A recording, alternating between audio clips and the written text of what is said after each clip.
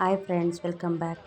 ಸ್ನೇಹಿತರೆ, ನಾವಿಷ್ಟೇ ಬೆಳೆದು ದೊಡ್ಡವರಾಗಿ ಮದುವೆ ಆಗಿ ಗಂಡನ ಮನೆ ಸೇರಿ ಮಕ್ಕಳು ಅಥವಾ ನಮ್ಮ ಅತ್ತೆ ಮಾವ ಫ್ಯಾಮಿಲಿ ಕಮಿಟ್ಮೆಂಟ್ ಎಷ್ಟೇ ಇದಾದ್ರೂ ನೆನಪು ಅನ್ನೋದು ಯಾವತ್ತೂ ಯಾರಿಗೂ ಹೋಗಲ್ಲ ಅಂತ ಅನಿಸುತ್ತೆ. ಹಾಗೆ ನನಗೂ ಕೂಡ ನಾನು ಓದಿದಂಥ ಕಾಲೇಜ್ ಆಗಿರ್ಬೋದು, ಸ್ಕೂಲ್ ಆಗಿರ್ಬೋದು, ನಿಜವಾಗ್ಲೂ ನನಗೊಂಥರ ಅದು ಮರೆಯೋಕ್ಕಾಗದಿರೋ ಅಂಥ ಮೆಮೊರಿ. ಯಾಕಂದರೆ ಅಂಥ ಒಳ್ಳೆ ಮೆಮೊರೀಸ್ ನನಗೆ ನನ್ನ ಸ್ಕೂಲ್ ಡೇ ಮತ್ತು ಕಾಲೇಜ್ ಡೇಗಳಲ್ಲಿತ್ತು. ಗೈಸ್, ನಾನು ಬಂದಿರೋದು ಇವತ್ತು ಹಳೇಬೀಡಿಗೆ. ನೋಡ್ತಿರ್ಬೋದು, ಇದು ನನ್ನ ಕಾಲೇಜು ರೋಡ್ ಇದು. ನನಗೂ ಕೂಡ ಈ ಮಕ್ಕಳನ್ನ ನೋಡ್ತಾ ಇರಬೇಕಾದ್ರೆ ನನಗೆ ನನ್ನ ಕಾಲೇಜ್ ನೆನಪೇ ಆಯಿತು. ಯಾಕೆಂದರೆ ನಾವು ಇದೇ ಥರ ಗುಂಪಾಗಿ ಬರ್ತಾಯಿದ್ದು. ಗೈಸ್, ನಾನಿವತ್ತು ನಿಮ್ಮನ್ನು ಕರ್ಕೊಬಂದಿರೋದು ಹಳೇಬೀಡು ಟೆಂಪಲ್ಗೆ. ಹಳೇಬೀಡು ಟೆಂಪಲ್ಗೆ ಯಾಕೆ ಕರ್ಕೊಬಂದಿದ್ದೀನಪ್ಪ ಅಂತಂದರೆ, ನಾವು ಸ್ಕೂಲ್ ಮತ್ತು ಕಾಲೇಜು ಡೇಗಳಲ್ಲಿ ತುಂಬ ಸಮಯನ ನಾವು ಹಳೇಬೀಡು ಟೆಂಪಲಲ್ಲೇ ಕಳೆದಿರೋದು. ಗೈಸ್, ಇದು ವೆಹಿಕಲ್ ನಿಲ್ಸೋಕ್ಕೆ ಅಂತ ಮಾಡಿದ್ದಾರೆ. ತುಂಬಾ ವಿಶಾಲವಾಗಿದೆ ಜಾಗ. ನಮಗೆ ಇವಾಗ ಎಂಟ್ರೆನ್ಸ್ನ ಈಗ ಒಂದು 4 ಇಯರ್ಸಿಂದ ಬ್ಯಾಕ್ ಸೈಡಿಂದ ಎಂಟ್ರೆನ್ಸ್ ಮಾಡಿದ್ದಾರೆ.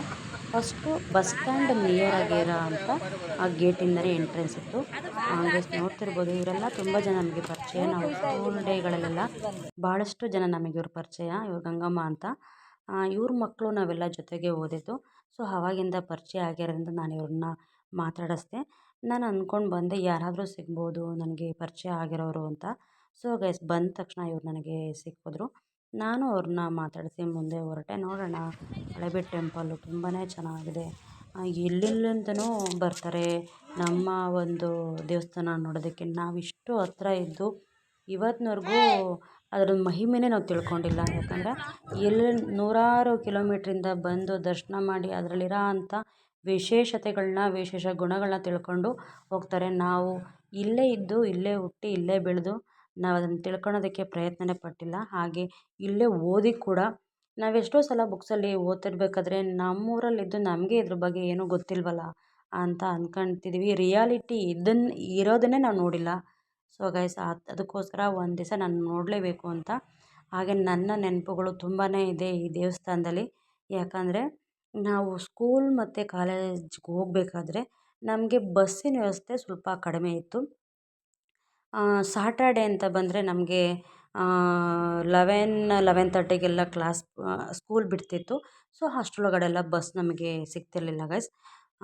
ಗೈಸ್, ಇದು ನೋಡ್ತಿರ್ಬೋದು, ತುಂಬಾ ಹಾಳಾಗಿದೆ ಸ್ಟ್ಯಾಚುಗಳೆಲ್ಲ. ಸೊ ಆ ಥರದ್ದೆಲ್ಲ ಸ್ಟ್ಯಾಚು ಮಾಡಿದ್ದಾರೆ. ಎಲ್ಲೆಲ್ಲಿ ಸ್ಟ್ಯಾಚುಗಳು ಇಡೋ ಜಾಗ ಇದೆ ಅಲ್ಲೆಲ್ಲ ಇಟ್ಬಿಟ್ಟಿದ್ದಾರೆ. ಗೈಸ್, ಎಂಟ್ರೆನ್ಸ್ ಇದು ಟೆಂಪಲ್ದು. ತುಂಬಾ ಚೆನ್ನಾಗಿದೆ. ತುಂಬ ಕ್ಲೀನ್ನೆಸ್ ಮೇಂಟೈನ್ ಮಾಡಿದ್ದಾರೆ. ಅವಾಗೆಲ್ಲ ಸ್ವಲ್ಪ ಹಾಗೆ ಇತ್ತು, ಬಟ್ ಇವಾಗ ತುಂಬಾ ಕ್ಲೀನಾಗಿ ಮಾಡಿದ್ದಾರೆ. ಗೈಸ್, ನಮಗೆ 11:30ಗೆಲ್ಲ ಸ್ಕೂಲ್ ಬಿಡ್ತಿತ್ತು. ಸೊ ನಮ್ಮ ರೂಟ್ಗಿರೋ ಅಂಥ ಬಸ್ಸು ನಾವು ಹಳೇಬೀಡಿಂದ ಒಂದು 4-5 ಕಿಲೋಮೀಟ್ರ್ ಆಗುತ್ತೆ ನಮ್ಮ ಊರಿಗೆ, ಹಳ್ಳಿಗೆ. ಗೈಸ್, ನೋಡ್ತಿರ್ಬೋದು, ಇವರು ಗೈಡೆನ್ಸ್ ಇದ್ದಾರೆ. ನಮಗೇನಾದರೂ ಮಾಹಿತಿ ಬೇಕು ಅಂದರೆ ಪ್ರತಿಯೊಂದು ಗೈಡ್ ಕೊಡೋದಕ್ಕೂ ಕೂಡ ಗೈಡ್ಲೈನ್ಸ್ ಇದ್ದಾರೆ. ಹಾಗೆ ಗೈಸ್, ಮುಂದೆ ಬಂದರೆ 11:30ಗೆಲ್ಲ ಬಸ್ ಹೋಗ್ತಿತ್ತು. ಸೊ ನಮಗೆ ನಡ್ಕೊಂಡು ಹೋಗೋದಕ್ಕೆ ಬಿಸಿಲಲ್ಲಿ ತುಂಬಾ ಕಷ್ಟ ಆಗ್ತಿತ್ತು. ಹಾಗೆ ನಾವು ಬಂದು ಈ ಟೆಂಪಲ್ ಹತ್ರನೇ ನಾವು ಸಮಯ ಕಳೀತಿದ್ವಿ. ಏಕೆಂದರೆ ಟೆಂಪಲ್ ಸುತ್ತಮುತ್ತ ಮರಗಳು ತುಂಬ ಇತ್ತು.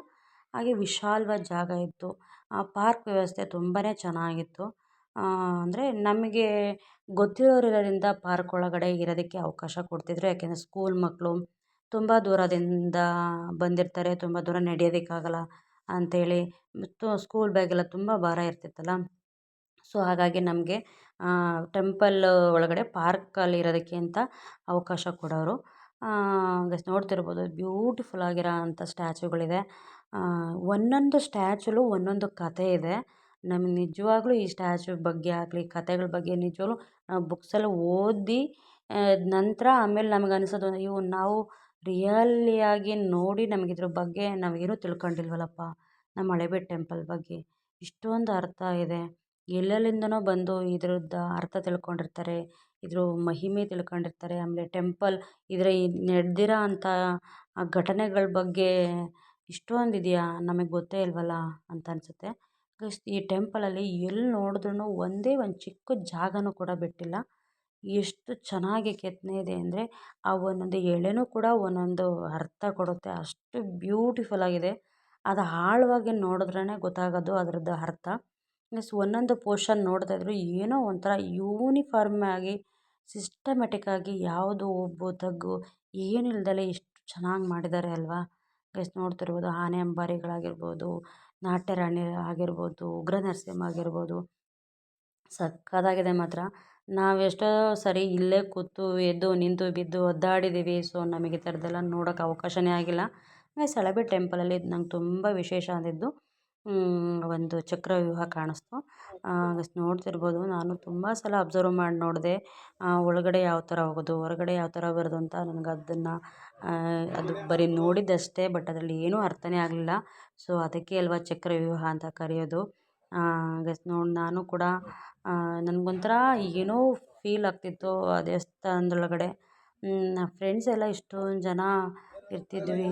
ಒಂಥರ ಈಗ ಯಾರೂ ಇಲ್ವಲ್ಲ, ನಾನು ಸಿಂಗಲ್ ಆಗಿದ್ದೀನಲ್ಲ ಅಂತ ಅನ್ನಿಸ್ತಾ ಇತ್ತು. ಒಂಥರ ಏನೋ ಎಲ್ಲ ನಾವು ಯಾವತ್ತೇ ಹೋದ್ರೂ ಜೊತೆಗೇ ಹೋಗ್ತಿದ್ದು, ಯಾರೂ ಸಿಂಗಲಾಗಿ ನಾವು ಹೋಗ್ತಾನೇ ಇರಲಿಲ್ಲ. ಒಂದು ಗ್ರೂಪು, ಒಂದು 5ರಿಂದ 6 ಜನ ಒಂದೊಂದು ಗ್ರೂಪು, ಇಲ್ಲಾಂದರೆ 10 ಜನ ಒಂದೊಂದು ಗ್ರೂಪು, ಆ ಥರ ಮಾಡ್ಕೊಂಡು ಹೋಗ್ತಾಯಿದ್ದು. ನಾವು ಒಂದು ಗ್ರೂಪಲ್ಲಿ ಹೋದರೆ ನಾವು ಗ್ರೂಪಲ್ಲಿರೋವಾಗ ಬೇರೆಯವ್ರು ಯಾರಾದ್ರು ಸಿಂಗಲ್ ಆಗಿದ್ದರೆ ರೇಗಿಸೋದು ಅವ್ರನ್ನ, ಈ ಥರ ಎಲ್ಲ ಮಾಡ್ತಾಯಿದ್ದು. ಗೈಸ್ ನೋಡ್ತಿರ್ಬೋದು ತುಂಬ ಜನ ಅಲ್ಲಿ ಎಕ್ಸ್ಪ್ಲೇನ್ ಕೊಡ್ತಾಯಿದ್ರು. ಅವರೆಲ್ಲ ತುಂಬ ಜನ ಎಲ್ಲ ಕೇಳ್ತಾಯಿದ್ರು ಯಾವ ಥರ ಅಂತ. ತುಂಬ ಇಂಪಾರ್ಟೆಂಟ್ಸ್ ಇರೋ ಅಂಥದ್ದನ್ನೆಲ್ಲ ತುಂಬ ಜನಕ್ಕೆ ಎಕ್ಸ್ಪ್ಲೇನ್ ಕೂಡ ಕೊಡ್ತಾಯಿದ್ರು. ಹಾಗೆ ಯುದ್ಧದಲ್ಲಿ ತುಂಬ ಜನ ತುಂಬ ಇವು ಕೂಡ ಹಾಳಾಗೋಗ್ಬಿಟ್ಟಿದ್ದಾವೆ. ವಿಗ್ರಹಗಳಾಗಿರ್ಬೋದು, ಸ್ಟ್ಯಾಚುಗಳಾಗಿರ್ಬೋದು ತುಂಬ ಹಾಳಾಗಿದೆ. ನಾನು ಕೂಡ ಸ್ವಲ್ಪ ಕ್ಲಿಪ್ನ ಅಂದರೆ ಫೋಟೋ ಕ್ಲಿಪ್ನ ತಕ್ಕೊಂಡೆ, ಇರಲಿ ಮೆಮೊರಿಗೆ ಅಂತ. ನಾವು ಎಷ್ಟೋ ವರ್ಷಗಳೇ ಆಗಿತ್ತು ಬಂದು. ಸೊ ಗೈಸ್ ನಾನು ಈಗ ಬಂದಿರೋದು. ಹಾಗೆ ಬಸವಣ್ಣ, ನಾವಿಲ್ಲಿ ತುಂಬ ಸಮಯ ಕಳೆದಿದ್ದೀವಿ. ಈ ಬಸವಣ್ಣ ಹತ್ರ ಹೋಗೋದು, ಕುತ್ಕೊಳ್ಳೋದು, ಎದ್ದೇಳೋದು, ಈಗ ಇದು ನನ್ನ ಬಸವಣ್ಣ, ಇದು ಅವ್ರ ಬಸವಣ್ಣ ಅಂತೆಲ್ಲ ಫ್ರೆಂಡ್ಸ್ದು ಡಿವೈಡ್ ಮಾಡ್ಕೊಳ್ಳೋದು, ಈ ಥರದ್ದೆಲ್ಲ ತುಂಬ ಆಟ ಆಡಿದ್ದೀವಿ ಇಲ್ಲಿ. ಹಾಗೆ ನಮಗೆ ಬೈಯೋರು ಒಳಗಡೆ ಎಲ್ಲ ಅವಕಾಶನ ಹಾಳು ಮಾಡ್ತಾರೆ ಅಂತ. ಆದರೂ ಅವ್ರು ಏನೇ ಹೇಳಿದ್ರು ಕೆಲವೊಬ್ಬರು ಮಕ್ಕಳಲ್ವ ಅಂತ ಸುಮ್ಮನಾಗ್ಬಿಡೋದು. ಯಾಕೆಂದರೆ ನಾವು ಲೋಕಲಲ್ಲಿ ಅಲ್ಲೇ ಯಾವಾಗಲೂ ಇರೋರು, ನಮ್ಮನ್ನು ನೋಡಿರೋರಲ್ಲ. ಸೊ ಹಾಗಾಗಿ ಏನೂ ಮಾಡ್ತಿರಲಿಲ್ಲ. ಬಟ್ ನಾವು ಏನು ಹಾಳು ಮಾಡೋದು ಆ ಥರದ್ದೆಲ್ಲ ಏನೂ ಮಾಡ್ತಿರಲಿಲ್ಲ. ಬಟ್ ನಮಗೆ ಸಮಯ ಕಳಿಬೇಕಿತ್ತು. ಆದರೆ ನಾವು ಸಮಯ ಕಳಿಬೇಕು ಅಂತ ಯೋಚನೆ ಮಾಡ್ತಿದ್ವಿ ಹೊರತು ಈ ದೇವಸ್ಥಾನದೊಳಗಡೆ ಹೋಗಬೇಕು, ಅದ್ರ ಬಗ್ಗೆ ತಿಳ್ಕೊಬೇಕು ಅಂತ ನಿಜವಾಗ್ಲೂ ಯೋಚನೆ ಮಾಡ್ತಾನೇ ಇರಲಿಲ್ಲ. ಗೈಸ್ ನಾನು ಕೂಡ ಎಲ್ಲ ಟೆಂಪಲೆಲ್ಲ ಸುತ್ತಾಡಿ ಒಳಗಡೆ ಬಂದೆ ದೇವ್ರ ದರ್ಶನ ಮಾಡಬೇಕು ಅಂತ. ನೋಡ್ತಿರ್ಬೋದು ಒಳಗಡೆ ಕೂಡ ತಾರಸಿನೂ ಕೂಡ ಅಷ್ಟು ಚೆನ್ನಾಗಿ ಕೆತ್ತನೆ ಮಾಡಿದ್ದಾರೆ. ಒಂದು ಮನೆ ಕಟ್ಟಬೇಕು ಅಂದರೂ ವರ್ಷಾನುಗಟ್ಲೆ ತಗೊಳುತ್ತೆ. ಬಟ್ ಇಷ್ಟು ಅದ್ಭುತವಾದ ವಿಶಾಲವಾಗಿರೋ ದೇವಸ್ಥಾನ, ಎಲ್ಲಿ ನೋಡಿದ್ರು ಚಿತ್ರಗಳೇ ಕಾಣಿಸುತ್ತೆ. ಎಲ್ಲಿ ನೋಡಿದ್ರು ನಡೆದಿರೋಂಥ ಘಟನೆ ಕೂಡ ಅದು ಚಿತ್ರೀಕರಣ ಮಾಡಿದ್ದಾರೆ. ಗೈಸ್ ಇಲ್ಲಿ ಟಾರ್ಚ್ ಬಿಟ್ಟು ತೋರಿಸ್ತಿದ್ರು. ಹಿಂದಿನ ಕಾಲದ ಲಿಪಿಗಳನ್ನ ಈ ಗೋಡೆಗಳ ಮೇಲೆ ಮೆನ್ಷನ್ ಮಾಡಿದ್ರು, ಬರೆದಿದ್ರು, ಕೆತ್ತನೆ ಮಾಡಿದರು. ಗೈಸ್ ನಮಗೆ ಅವರು ಟಾರ್ಚ್ ಬಿಟ್ಟು ತೋರಿಸಿದ್ರು. ಅವತ್ತಿನಲ್ಲಿರೋ ಅಂಥ ಲ್ಯಾಂಗ್ವೇಜಸ್, ಭಾಷೆಗಳನ್ನ ಈ ಗೋಡೆ ಮೇಲೆ ಕೆತ್ತಿದ್ದಾರೆ, ನೋಡ್ತಾ ಇರ್ಬೋದು. ಅವರು ಪ್ರತಿಯೊಂದನ್ನು ಎಕ್ಸ್ಪ್ಲೇನ್ ಮಾಡ್ತಾಯಿದ್ರು. ಇದು ಈ ಭಾಷೆ, ಇದು ಈ ಭಾಷೆ ಅಂತ ಎಲ್ಲದನ್ನೂ ಪೂರ್ತಿ ಎಕ್ಸ್ಪ್ಲೇನ್ ಮಾಡಿ ತೋರಿಸ್ತಾಯಿದ್ರು. ಹಳೇಬೀಡು ಟೆಂಪಲ್ಗೆ ಬಂದರೆ ಒಳಗಡೆ ಈ ಒಂದು ಗೋಡೆ ಮೇಲೆ ಆ ಒಂದು ಲಿಪಿಗಳಿದೆ, ಗಮನಿಸ್ಬೋದು. ಗೈಸ್ ನಾನು ಕೂಡ ಸ್ವಲ್ಪ ಒಳಗಡೆ ಫೋಟೋಸ್ ಎತ್ಕೊಂಡೆ. ಒಳಗಡೆ ಕೂಲಾಗಿತ್ತು. ಹಾಗೆ ಬಂದು ದೇವ್ರ ದರ್ಶನ ಮಾಡಿ ಮಂಗಳಾರತಿ ತಗೊಂಡು ನಾನು ಕೂಡ ಹೊರಡೋಣ ಅಂತ ಹೊರಟೆ. ನಾನು ಹೊರಡೋದಕ್ಕಿಂತ ಮುಂಚೆ ನಾವು ಹೆಚ್ಚು ಕಾಲ ಕಳೆದಿದ್ದಂತಹ ಮರ ಗಿಡಗಳನ್ನ ನೋಡ್ಕೊಂಡು ಅಲ್ಲಿ ಕೂತು ನಿಂತಿರೋಂಥ ನೆನಪುಗಳ್ನು ನಾನು ರೀಕಾಲ್ ಮಾಡಿಕೊಂಡೆ ಒಂದು 5 ನಿಮಿಷ. ಇಲ್ಲಿ ತುಂಬ ಜನ ನಾವು ಏನಾದ್ರು ಎಕ್ಸಾಮ್ಸ್ ಅಂತ ಬಂದರೆ ನಮಗೆ ಈ ಸ್ಟಡಿಗೆ ಅಂತ ಕೂರಿಸಿರೋರು. ಸೊ ಗೈಸ್ ನೋಡ್ಬೋದು ಇದು ತುಂಬ ವಿಶಾಲವಾಗಿದೆ. ತುಂಬ ಕ್ಲೀನ್ನೆಸ್ ಮೇಂಟೈನ್ ಮಾಡಿದ್ದಾರೆ. ಅವಾಗೆಲ್ಲ ಸ್ವಲ್ಪ ಅಷ್ಟು ಕ್ಲೀನ್ ಇರಲಿಲ್ಲ ಇನ್ನೂ, ಆಚೆ ಈಚೆ ಸ್ವಲ್ಪ ಹಾಗೆ ಹೀಗೆ ಇತ್ತು. ಬಟ್ ಇವಾಗ ಟೂರಿಸ್ಟ್ಗಳು ತುಂಬಾ ಜಾಸ್ತಿ ಆಗಿದ್ದಾರೆ ನೋಡೋದಕ್ಕೋಸ್ಕರ ಬರೋ ಅಂಥವ್ರು. ಹಾಗೆ ಕ್ಲೀನ್ ಕೂಡ ತುಂಬಾ ಚೆನ್ನಾಗಿ ಮೇಂಟೆನೆನ್ಸ್ ಮಾಡಿದ್ದಾರೆ. ಅವಾಗೆಲ್ಲ ಸ್ಟ್ಯಾಚುಗಳು ಅಲ್ಲಲ್ಲೇ ಬಿದ್ದಿರೋದು ಈಗೆಲ್ಲ ಒಂದು ಕಡೆ ಸೆಟ್ರೇಟ್ ಮಾಡಿ ನೀಟಾಗಿ ಅದನ್ನು ಸಗ್ರಿಗೇಟ್ ಮಾಡಿದ್ದಾರೆ. ಗೈಸ್ ನೋಡ್ತಿರ್ಬೋದು ಇದೊಂದು ಮರಕ್ಕೆ ನಮ್ಮದು ಒಂದು 5 ವರ್ಷದ ಮೆಮೊರೀಸ್ ಈ ಮರದ ಹತ್ರನೇ ಜಾಸ್ತಿ ಕಳೆದಿರೋದು. ಹೈಸ್ಕೂಲ್ ಅಂತ ಬಂದರೆ ಇಲ್ಲಿ ನಾವೊಂದು 5 ಜನ ಫ್ರೆಂಡ್ಸ್ ಇದ್ದು, ಆ 5 ಜನ ಫ್ರೆಂಡ್ಸು ಜಾಸ್ತಿ ಈ ಮರದ ಹತ್ರನೇ ಬರ್ತಾಯಿದ್ದು. ಅಲ್ಲಿ ಬರೋದು, ಕೂತ್ಕೊಳ್ಳೋದು, ಆಮೇಲೆ ಏನಾದರೂ ಟಿಫನ್ ತಂದರೆ ಶೇರ್ ಮಾಡ್ಕೊಳ್ತಾ ಇದ್ವಿ. ಸ್ಯಾಟರ್ಡೇ ನಾವು ಮನೆಯಿಂದ ಟಿಫನ್ ಎತ್ಕೊಂಬರ್ತಿದ್ದು. ಬಟ್ ನಮಗೆ ಸಮಯ ಟಿಫನ್ ಮಾಡೋದಕ್ಕೆ ಸಿಗ್ತಿರ್ಲಿಲ್ಲ. ಸೊ ಅದನ್ನು ಹಂಗೆ ಇಟ್ಕೊಂಡು ಕ್ಲಾಸ್ ಮುಗಿದ್ಮೇಲೆ ನಮ್ಮ ಪಾರ್ಕಿಗೆ ಹೆಂಗೂ ಬಸ್ ಸಿಗ್ತಿರ್ಲಿಲ್ಲ ನಮಗೆ ಗೊತ್ತಿತ್ತು. ಸೊ ಹಾಗಾಗಿ ಕ್ಲಾಸಿಂದ ಬಂದ ಮೇಲೆ ಈ ಮರದ ಹತ್ರ ಕೂತ್ಕೊಂಡು ಟಿಫನ್ ಮಾಡ್ತಾಯಿದ್ದು. ಅದೇ ಇದು ರೋಡ್ ಬಂದು ನಾವು ಫಸ್ಟು ಸ್ಕೂಲ್ ಮತ್ತು ಕಾಲೇಜಿಗೆ ಹೋಗ್ಬೇಕಾದ್ರೆ ಇದು ನಮಗೆ ಎಂಟ್ರೆನ್ಸ್ ಇತ್ತು. ಇವಾಗ ಬ್ಯಾಕ್ ಸೈಡಿಂದ ಎಂಟ್ರೆನ್ಸ್ ಮಾಡಿದ್ದಾರೆ. ಇದು ಇಷ್ಟು ನೀಟಾಗಿರಲಿಲ್ಲ ರೋಡು, ಸ್ವಲ್ಪ ಮಣ್ಣು ರೋಡ್ ಇತ್ತು. ಇದು ಪಾರ್ಕಿಂಗ್ ವ್ಯವಸ್ಥೆನೂ ಕೂಡ ಇಷ್ಟೊಂದು ಚೆನ್ನಾಗಿರಲಿಲ್ಲ. ನಾವು ಸೀದಾ ನಮಗೆ ಬಸ್ ಸ್ಟ್ಯಾಂಡಿಂದ ಒಂದು 5 ಮೀಟರ್ ಅಂದರೆ ತುಂಬಾ ಕಡಿಮೆ ಡಿಸ್ಟೆನ್ಸಲ್ಲಿ ಇದ್ದಿದ್ದು. ಒಂದು ರಸ್ತೆ ದಾಟಿದ್ರೆ ನೆಕ್ಸ್ಟ್ ಪಾರ್ಕೇ ಸಿಕ್ತು ನಮಗೆ. ಸೊ ಗೈಸ್ ನೋಡ್ತಿರ್ಬೋದು, ನಮಗೆ ಒಬ್ಬರು ಆಂಟಿ ಗೊತ್ತಿದ್ದರು ಇಲ್ಲಿ ಪಾರ್ಕನ್ನು ಕ್ಲೀನ್ ಮಾಡೋರು, ಮೇಂಟೆನೆನ್ಸ್ ಮಾಡೋರು. ಅವರು ನಮಗೆ ತುಂಬಾ ಎಲ್ಪ್ ಮಾಡೋರು. ವಾಶ್ರೂಮಿಗೆ ಬಿಡೋದಾಗಲಿ ಅಥವಾ ತುಂಬಾ ಎಲ್ಪ್ ಮಾಡೋರು. ಆಗಲೇ ಹಣ್ಣು ಮಾರಬೇಕಾದ್ರೆ ಸಿಕ್ಕಿದ್ರಲ್ಲ ಅವರೇ. ಗೈಸ್ ಯಾರನ್ನೂ ಮರಿಬಾರ್ದಲ್ವ ನಾವು. ನನಗೆ ಇಲ್ಲಿಗೆ ಬಂದಮೇಲೆ ನನಗೆ ಒಂಥರ ಏನೋ ಹಿಂದಿನ ಜನ್ಮಕ್ಕೆ ಹೋದ್ನೇನೋ ಅನ್ನೋ ಥರ ಫೀಲ್ ಆಗ್ತಿತ್ತು. ಗೈಸ್ ನೋಡ್ತಿರ್ಬೋದು, ತುಂಬಾ ಗ್ರೀನಾಗಿದೆ ಎಲ್ಲ ವೆದರು. ಆಮೇಲೆ ಪಾರ್ಕಿಂಗ್ ವ್ಯವಸ್ಥೆ ತುಂಬಾ ಕ್ಲೀನಾಗಿ ಒಳ್ಳೊಳ್ಳೆ ಗಿಡಗಳು ಬೆಳೆಸಿದ್ದಾರೆ. ಹಾಗೆ ಸಿಸ್ಟಮ್ಯಾಟಿಕ್ಕಾಗಿ ಕೂರೋದಕ್ಕಾಗಲಿ, ಆಮೇಲೆ ಟೂರಿಸ್ಟ್ಗಳು ಬಂದರೆ ಅವರು ನೆರಳಲ್ಲಿ ವಿಶ್ರಾಂತಿ ತಗೊಳೋದಕ್ಕಾಗಲಿ ಅಲ್ಲಲ್ಲೇ ಸ್ಲ್ಯಾಬ್ಗಳು ಹಾಕೋದಾಗಲಿ ತುಂಬಾ ಚೆನ್ನಾಗಿ ಮಾಡಿದ್ದಾರೆ. ಇದೆಲ್ಲ ನಾವು ಬರ್ತಿದ್ದಂಥ ಜಾಗ. ಪಾರ್ಕೆಲ್ಲ ತುಂಬ ಹಾಳಾಗಿತ್ತು ಆವಾಗ. ಗೈಸ್ ನೋಡ್ತಿರ್ಬೋದು, ಇದು ಲೈಬ್ರರಿ ಕೂಡ ಇದೆ. ನಾವು ಲೈಬ್ರರಿಲಿ ಪ್ರತಿಯೊಂದು ಮಾಹಿತಿನ ಪಡ್ಕೊಬೋದು. ಈ ದೇವಸ್ಥಾನಕ್ಕೆ ಸಂಬಂಧಪಟ್ಟಂಥದ್ದು, ಹಿಂದಿನ ಚರಿತ್ರೆ, ಯುದ್ಧ ಯಾವಾಗ ನಡೀತು, ಯಾಕೆ ನಡೀತು, ಹೊಯ್ಸಳ ಕಾಲದಲ್ಲಿ ನಡೆದಿರೋ ಅಂಥ ಪ್ರತಿಯೊಂದು ಚರಿತ್ರೆನೂ ಕೂಡ ಇಲ್ಲಿ ಒಂದು ಲೈಬ್ರರಿ ಮಾಡಿ ಜೋಡಿಸಿದ್ದಾರೆ.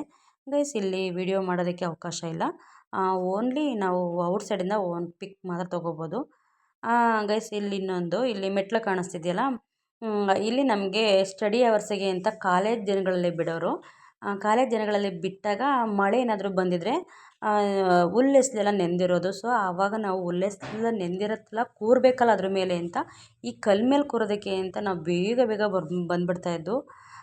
ಗೈಸ್ ನಮಗೆ ಕಾಲೇಜ್ ಅಂತ ಬಂದಾಗ 8ರಿಂದ 11:30 ತನಕ ಕ್ಲಾಸ್ ಇತ್ತು. ಬಟ್ ಗೌರ್ಮೆಂಟ್ ಕಾಲೇಜ್ ಆಗಿರೋದ್ರಿಂದ ಸಾಟರ್ಡೆ ಅಂತ ಬಂದರೆ ಮಕ್ಕಳಿಗೆ 8 to 11ವರೆಗೂ ಇರ್ತಿತ್ತು. ಸೊ ಅದ್ರ ನಂತರ ನಮಗೆ ಕಾಲೇಜು.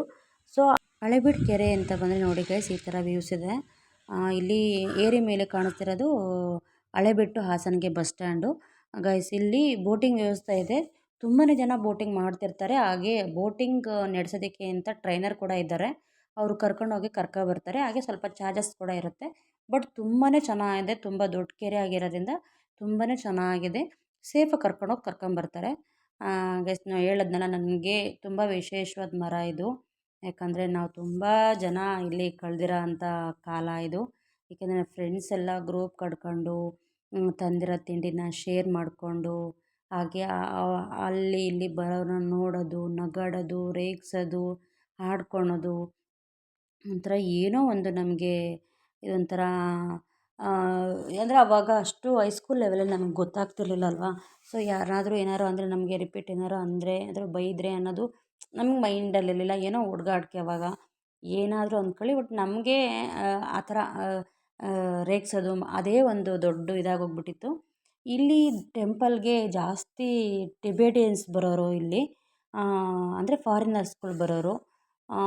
ತುಂಬ ಜನ ನಾವು ಅವ್ರ ಹಿಂದೆ ಬಂದರೆ ಅವ್ರ ಹಿಂದೆ ಸುತ್ತೋದು.